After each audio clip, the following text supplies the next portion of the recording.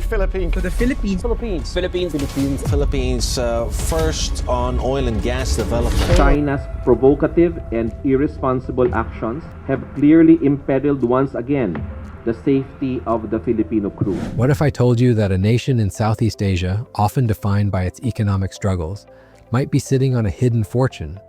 A treasure so vast, some have speculated it could be worth a staggering $26 trillion. We're talking about the Philippines. And this isn't just a fantasy, it's a tantalizing possibility that could rewrite the country's destiny. Oil exploration shares were the best performers at the Philippine Stock Exchange. But before we get carried away, it's crucial to understand this is a dream, not a guarantee. More conservative estimates from the U.S. Geological Survey suggest the entire South China Sea holds around 11 billion barrels of oil and 190 trillion cubic feet of natural gas. Cubic feet of natural gas in proven and probable reserves. The Philippines' slice of that is still a potential game changer. We are aggressively promoting renewables so that it provides a 35% share. Imagine a future where electric bills are slashed, reliance on imported oil is a distant memory, and millions of new, high-paying jobs are created. This dream feels real, but it's tangled up in a dangerous geopolitical showdown that could erupt at any moment. This is the story of the Philippines' trillion-dollar question, a dream that could transform the nation or be shattered by conflict. It's a high-stakes gamble for the future of over 100 million people, and the world is watching.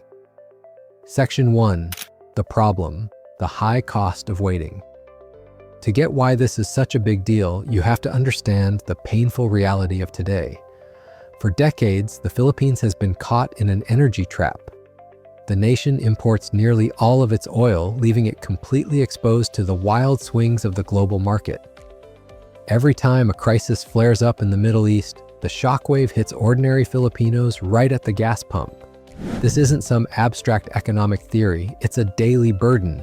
It's the jeepney driver watching his small earnings vanish as fuel prices shoot up. Inflation is causing stress. Bad news about prices in the grocery store. Historically high inflation. It's families struggling with some of the highest electricity bills in Asia.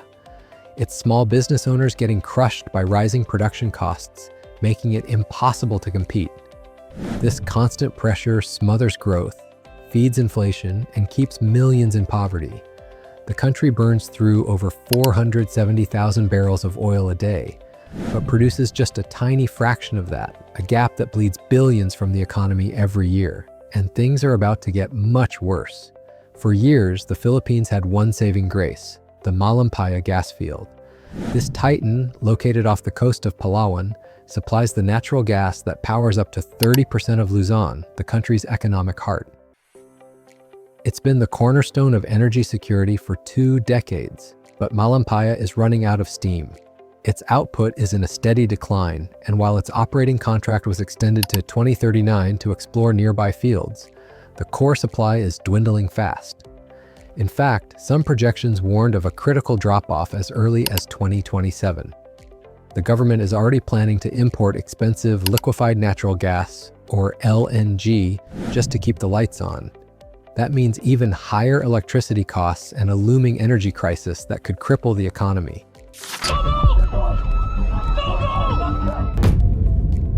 It begs the question, with its main energy source fading, why isn't the Philippines drilling for more? If the country is supposedly sitting on a treasure trove, what's the holdup? The answer, tragically, isn't under the seabed, but in the treacherous waters above it. Section 2.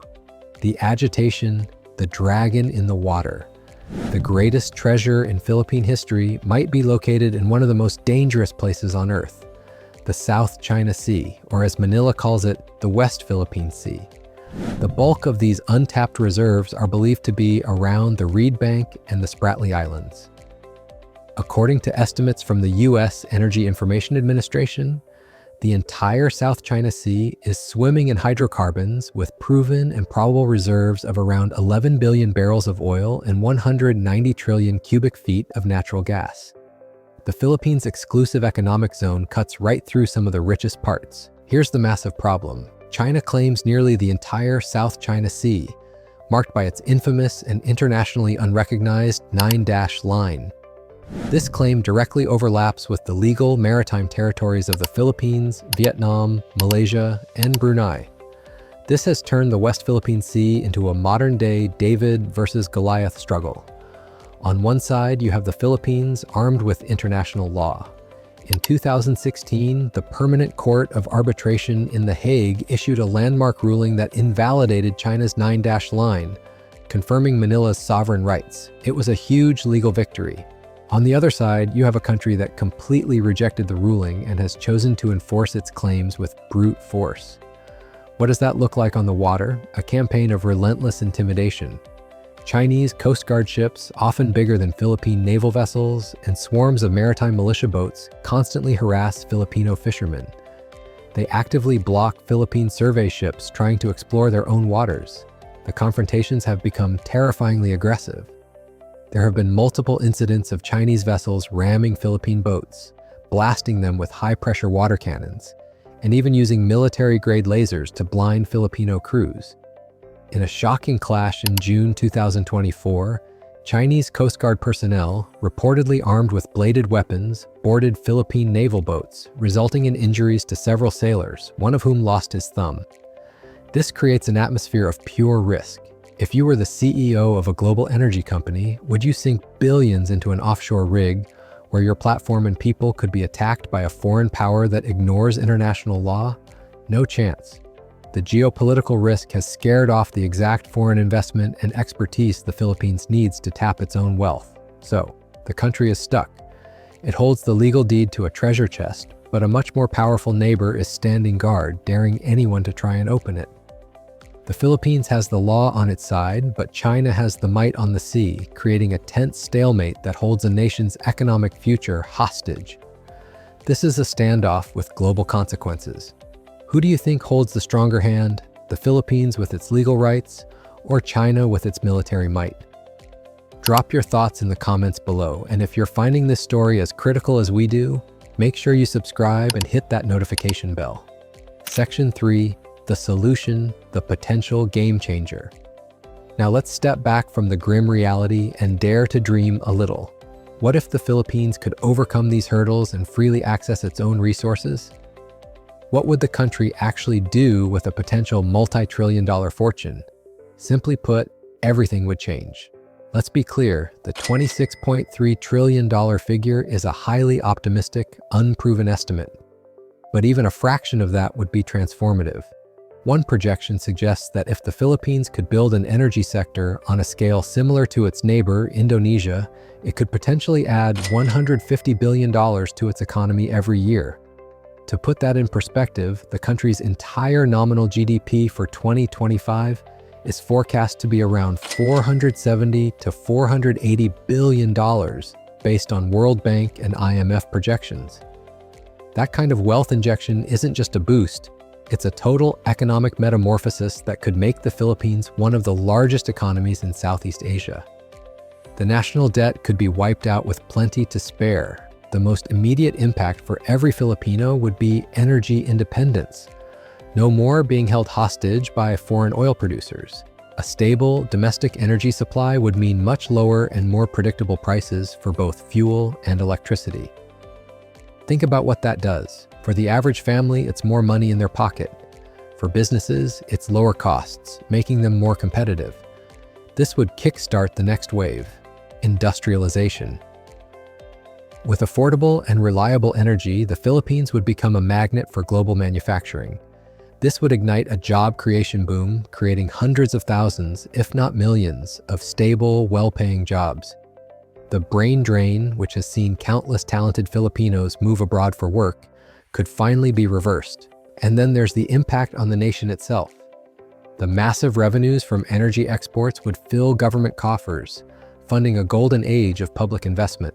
Imagine new highways and railways, state-of-the-art hospitals, world-class schools, and a social safety net that lifts millions out of poverty for good.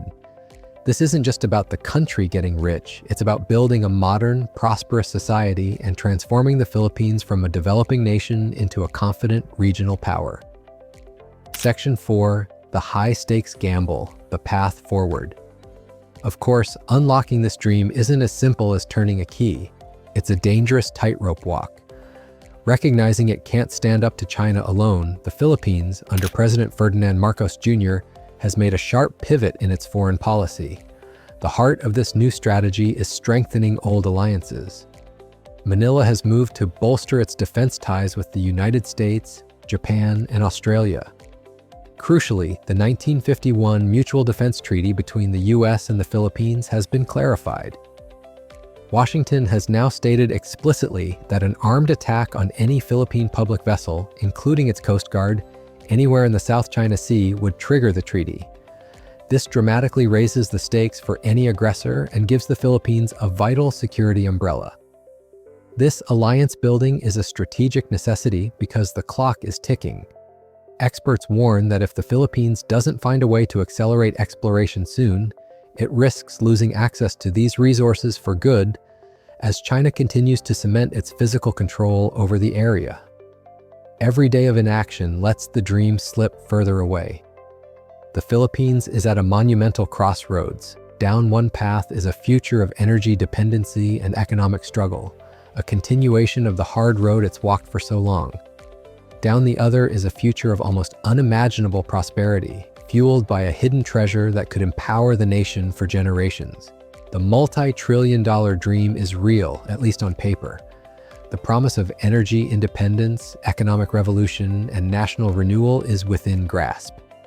But it's guarded by the dragon of geopolitical conflict, and unlocking it will demand incredible courage, sharp strategy, and unwavering resolve. Will the Philippines finally tap into its destiny, transforming the lives of its people and reshaping the power dynamics of Asia?